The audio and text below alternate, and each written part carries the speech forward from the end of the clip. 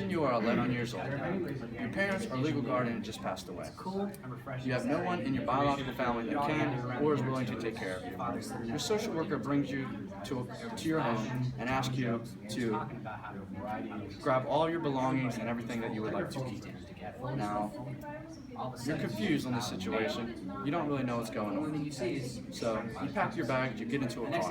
Your social worker drives you to an office. Now, you get to the office and you sit in a chair most of the day or all day and partway through the day.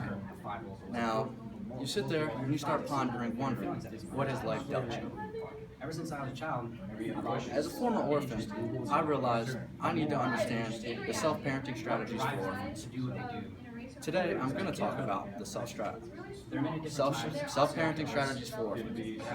Now, everyone in their life has dealt with or talked to somebody who has lived without parents or a legal guardian.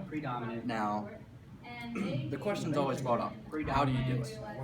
And the speech today will help you understand how those people without parents go about living an everyday life. And it includes such strategies as accepting reality, developing self-soothing coping skills, and the making a family through friends. Let me begin by telling you about self-parenting strategies for orphans. The first one I would like to talk about is accepting reality. Now, in order to move forward from this circumstance, you must accept the reality and leave everything that's surreal in your mind. You must bring your unconscious mind into the conscious and be aware of everything that is going on. You need to understand your situation.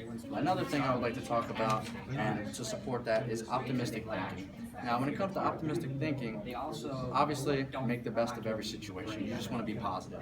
Now, there are three different types of variables that you would talk I would like to stress on. And one is self-esteem, trait hope, and positive attributional style. Now, when it comes to optimistic thinking, you always go to work every day, sometimes saying, I really don't want to go to work today. Usually every day when you wake up. So, with that being said, when you go to work, no matter what goes on that day, you may not like your co-workers or you may not like your job specifically, but you always have to take the time and develop yourself or not develop yourself, but gather your thoughts and then pretty much make the best of your day. Now that I've told you about accepting reality, the second thing I want you to know is self-soothing coping skills. I believe this is very important in pretty much the transitional phase. I like to talk about the crawl, walk, run phase. I have my orders in chronological order, so I have three. My first topic was accepting reality. Now, my second one is going to be the self-soothing coping skills, and with that, basically the way I or authors have, not authors, but other people have went about. So I just gave you a little insight of how they went about relieving stress is pretty much they go through an adrenaline rush. Sometimes adrenaline helps you do things you wouldn't naturally do. And one thing I would say is physical activity. You can go anywhere from a range of sports, which consists of fun activity. Another thing is weightlifting, which is strength training, and also running, which is endurance training. Now, my visual aid, as you can see, I'm no artist, ladies and gentlemen, but this is to represent and stress on my running. Now, when you run, you think your body goes through a physical state, and from the neck all the way down to your feet is your physical state in my picture.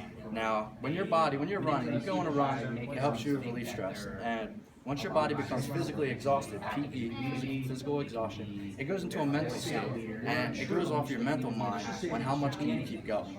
And then once your mind becomes mentally exhausted,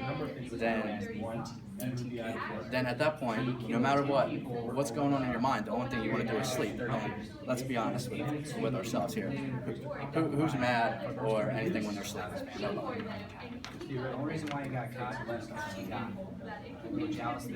Now that I've told you about self-soothing coping skills, the third thing I want you to know is the creation of family through friends. I would love to stress on loyalty. You always keep those close to you, and you never let them go. You always want to bring in everybody who you can bond with, bring them in and keep them close.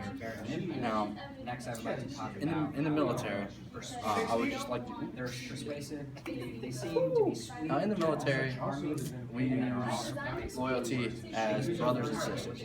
So, no matter where your background, where you're from, you bring each other in, and they become your family. Loyalty. Those you bring around is family. That's how they become really persuasive. Now, in conclusion, you are now cognizant that there are strategies out there for people without parents, role models, or mentors. I'd like to remind you that self-parenting strategies play a key role in the advancements of orphans and people without parents.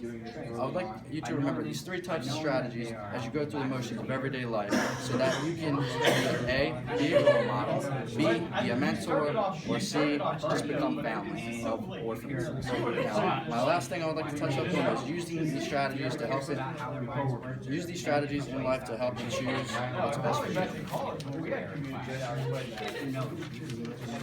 And